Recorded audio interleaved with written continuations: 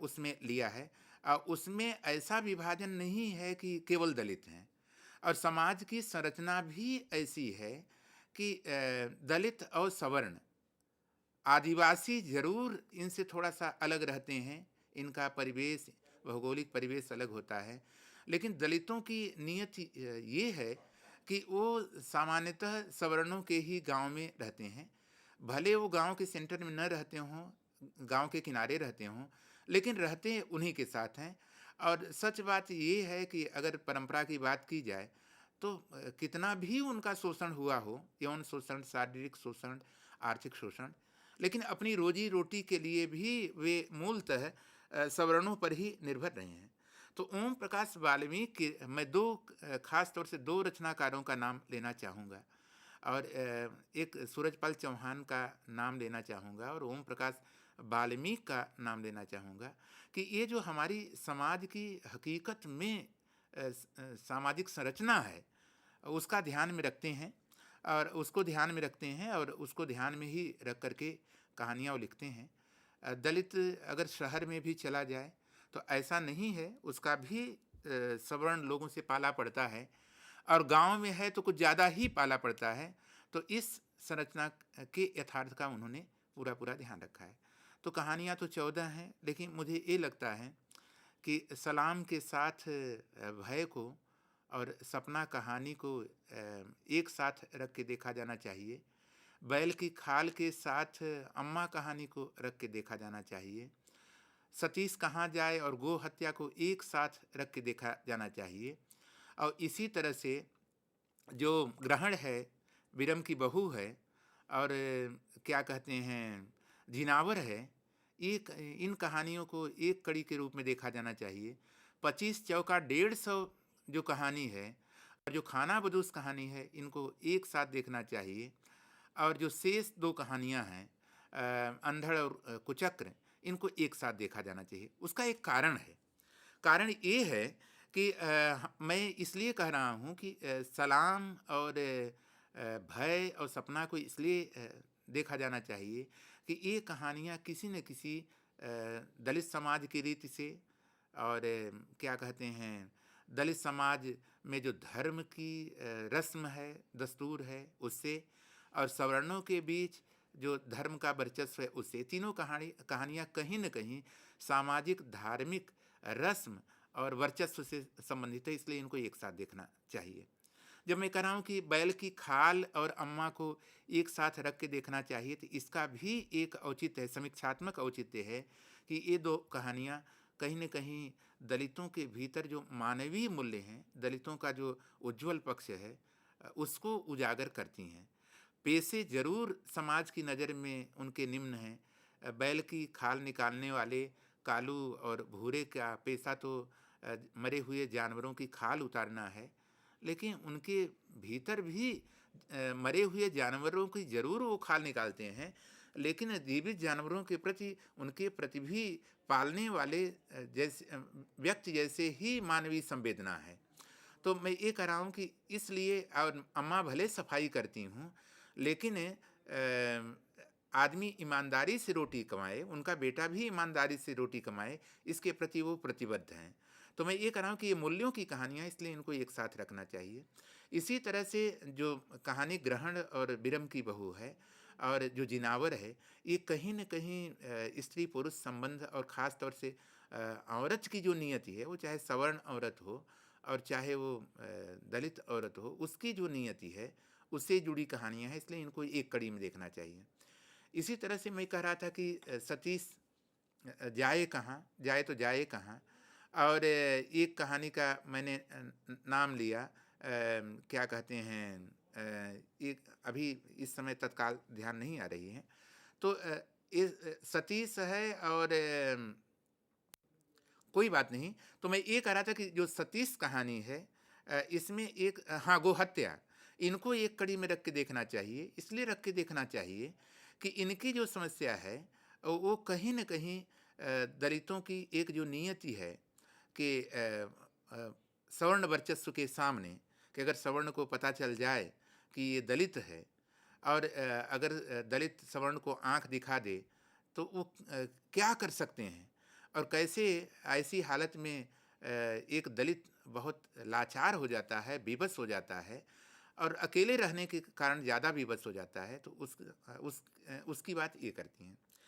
इसी तरह से मैंने कहा कि 25 चौका 150 और एक कहानी और भी जिसका नाम मैंने लिया कि जो कि पेशे से जुड़ी हुई है, खानाबदोश कहानी।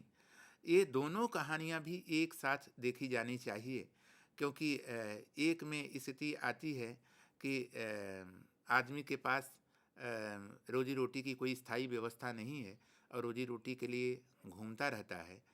और एक की स्थिति ये है कि रोजी रोटी तो है, लेकिन ज़रूरत पड़ने पे पैसे नहीं होते, तो सवर्णों से पैसे लेने पड़ते हैं। और कैसे उनका जो गणित है, दलित के प्रति उनका जो गणित है, वो कैसे अपने कुचक्र में फंसा लेता है। तो और कैसे पढ़ लिख करके उसका बेटा उससे मुक्त होता है, उसकी बात है। तो और ये प्रेमचंद की कहानी की अगली कड़ी भी है, सवा सेर गेहूँ उनकी एक कहानी है, जिसमें शंकर है, वो मर जाता है, सवा सेर गेहूँ अदा नहीं होता, फिर उसका बेटा लग जाता है। लेकिन ओम प्रकाश वाल्मीकि की कहानी जिसका मैं नाम ले रहा हूँ 25 चौका 150, पिता तो जरूर उसमें उलझा रहता है। उसे यही लगता है कि 100 रुपये का जो ये क्या कहते हैं मालिक कह रहा है 150 ही होते हैं, लेकिन उसी का बेटा पढ़ लिख करके और नौकरी करके इस भ्रम को तोड़ देता है, इसका पर्दाफाश कर देता है। जबकि शंकर का बेटा पर्दाफाश नहीं कर पाता। तो ये एक चरण आगे की कहानी है, ये ध्यान में रखना है। इसी तरह से मैंने कहा कि दो कहानियों को साथ में लेना चाहिए, कुचक्र और अंधड़। ये दोनों कहानियाँ पढ़े लिखे दलितों की जो मुश्किल है कि वो नौकरी करते हैं तो आरक्षण का मसला उन्हें कितना परेशान करता है, और अगर आरक्षण का सवाल न हो तो फिर एक दूसरे तरह की समस्या शहर में परेशान उनको करती है। और वो ये समस्या परेशान करती है कि वो घुलना मिलना चाहते हैं तो सवर्णों में पढ़ लिख कर, लेकिन वो नहीं उनमें घुल मिल पाते। और दूसरी समस्या ये है कि वो पढ़ लिख करके अपने समाज से ही कट जाते हैं, अजनबी बन जाते हैं। तो इसलिए मैंने कहा कि इनके तंतु हैं, और पूरे सलाम कहानी का विश्लेषण करते समय इनका ध्यान रखना चाहिए। और जिन लोगों ने सलाम कहानी की समीक्षा की है, इन अंतर सूत्रों की तलाश उन्होंने समीक्षा में नहीं की है। चूँकि मुझे सलाम कहानी पर अपने को केंद्रित करना है, इसलिए मैं इसका जिक्र खास तौर से सलाम का ही करना चाहूँगा। दरअसल ये कहानी दलित समाज में ओम प्रकाश वाल्मीकि जहाँ के हैं, बरला मुजफ्फरनगर के आसपास की एक शादी के बाद की रस्म है, जिसे हम सलाम कहते हैं। यहाँ सलाम का मतलब प्रणाम नहीं है, यह एक रिवाज है, यह एक रीति है, यह एक दस्तूर है। और इस शादी के बाद वर और वधू जो है वो सास और ससुर या उनमें से कोई जिन मालिकों के घर में काम करते हैं, उनके यहाँ शादी के बाद वर वधू को ले जाते हैं, और उसके एवज में जो है उनको कुछ न कुछ दिया जाता है। ओम प्रकाश वाल्मीकि ने ओम प्रकाश वाल्मीकि की ये जो कहानी है, दृष्टि के स्तर पर, वस्तु संरचना के स्तर पर जिसे हम कथा विधान कहते हैं, और पात्र संरचना के स्तर पर, और उसके शिल्प संरचना के स्तर पर, ये कहानी बहुत विशिष्ट कहानी है। विशिष्ट इसलिए है कि अगर हम विजन की बात करें, दृष्टिकोण की बात करें, तो ये कहानी अंबेडकर का जो दर्शन है कि पढ़ो, शिक्षित बनो और संगठित बनो और संघर्ष करो। जो शिक्षित बनो है, अंबेडकर के पहले सूत्र को कि शिक्षित बनो, उस सूत्र को लादती नहीं है, कहानी के भीतर से ही प्रतिफलित करती है। तो एक दलित लेखन में जो आजकल एक मूल दृष्टि है कि वो अंबेडकर की दृष्टि से संचालित है, तो इस दृष्टि से ये लिखी हुई कहानी है, लेकिन कहीं भी दृष्टि आरोपित नहीं है। जहाँ तक वस्तु की बात है, मैं ध्यान दिलाना चाहूँगा, इसके पहले जिन लोगों ने भी सलाम का जिक्र किया है, अ, मेरे गुरुवर शिव कुमार मिश्र हों और चाहे राजेंद्र यादव जी हों, शिव कुमार मिश्र जी जो मेरे गुरु हैं वो मूलतः वामपंथी आलोचक हैं और उनके पास मार्क्सवादी नज़रिया है। तो उन्होंने इसको मूलतः यथार्थवादी परंपरा की कहानी माना। ये माना कि इसमें दलित अस्मिता तो है, दलित पहचान तो है, नेचुरल है कि अंबेडकर दर्शन से जुड़ी हुई जो कहानी होगी उसमें दलित अस्मिता की पहचान होगी, दलित अस्मिता होगी, तो वो तो कहानी में है ही है। लेकिन जिस बात को आलोचकों ने खास तौर से छोड़ दिया वो बात ये है कि ये कहानी जो है वस्तु विधान के स्तर पे बड़ी जटिल सामाजिक संरचना की कहानी है। सामाजिक जटिल संरचना की कहानी इसलिए है कि एक तो इसमें गांव और शहर का द्वंद्व, तनाव साफ साफ दिखता है कि ठीक है, शहर और गांव में आज भी फासला है और शहर में भी कितना भी शिक्षा की व्यवस्था हो गई है, भले शहर मॉडर्न का प्रतीक है, वहाँ भी दलित और सवर्ण भेद है। उसका थोड़ा सा रूप बदल गया है, सोफिस्टिकेटेड हो गया है और शारीरिक स्तर पे उतना नहीं है, वैचारिक स्तर पे अस्पृश्यता और दलित सवर्ण का भेद शहरों में भी है। लेकिन गांव तो नरक है दलितों के लिए, आज भी नरक है, इस आधुनिक जमाने में भी नरक है और इस तनाव के आधार पे उन्होंने इस कहानी को बुनी है। तो ये उनकी संरचना का एक जो रेशा है वो ये, उनकी कथा विधान का जो और रेशे हैं वो बड़े महत्वपूर्ण है और उनको ये ध्यान में रखना है। तो उनमें एक रेशा ये है कि दलितों के प्रति सवर्णों का मनोविज्ञान क्या होता है और शहर में क्या होता है और गांव में क्या होता है। दूसरा रेशा ये है कि दलितों का मनोविज्ञान सवर्णों के प्रति क्या है, ये दूसरा रेशा है। तीसरा रेशा कथा विधान का ये है कि जो भीड़ है, जो समूह है, जो मूलतः न तो शहर का सक्रिय हिस्सा होती है और गांव में भी अगर कोई वाकया हो जाता है, घटना हो जाती है, तो उस समय जो भीड़ है उसकी साइकोलॉजी क्या होती है। और चौथी जो चीज़ है वो ये है, जो बड़ी महत्वपूर्ण है, कि ये दलित और सवर्ण जो बच्चे हैं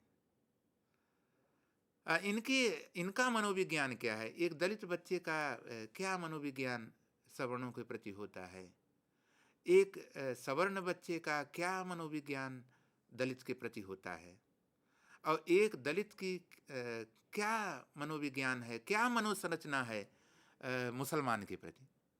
तो इस तरह से अगर देखा जाए तो गांव और शहर के तनाव में ये कहानी एक साथ 4 स्तरों को लेकर चलती है। इसलिए मैंने कहा था कि इसकी कथा संरचना बड़ी जटिल है। कहानी जो शुरू होती है, छोटा सा इसका दायरा है, हम कहानी में देखते हैं कि कितने घंटे की कहानी है। मुश्किल से ये 12 घंटे की कहानी है। मुश्किल से रात के 2 बजे शादी के फेरे से कहानी शुरू होती है, शादी के मंडप से कहानी शुरू होती है और विदाई तक 2 बजे तक, दिन के 2 बजे ये कहानी पूरी हो जाती है। तो पूरा समय जो है वो जो है मूलतः 12 घंटे ही है। तो एक तो काल इसका जो है कहानी के बिल्कुल उपयुक्त है। दूसरी बात, अगर देश की बात करें, स्थान की बात करें, तो आप देखेंगे मूलतः केंद्र इसका गांव ही है, जहां बारात गई है वही केंद्र है। और फ्लैशबैक से, जिसे हम पूर्व दीप्ति शैली कहते हैं, फ्लैशबैक से शहर आता है, तो केंद्र उसका जो है वो मूलतः गांव ही है। तो जैसे आप ये देखेंगे कि फेरा लेकर के बारात जनवासे में पहुंचती है, जहां बारातियों को टिकाया जाता है, तो आप जानते हैं कि कैसे सवर्ण लोग, जिस गांव में बारात गई है वहाँ के रांधड़ जो लोग हैं, वो आई हुई बारात के लिए क्या व्यवस्था करते हैं, या जो जुम्मन है वो क्या बेचारा क्या व्यवस्था कर पाता है, ये देखने लायक है। जिस स्कूल में बारात ठहराई गई है, वैसे तो जुम्मन ने कोशिश की थी कि बरामदा नहीं, पूरा स्कूल मिल जाए।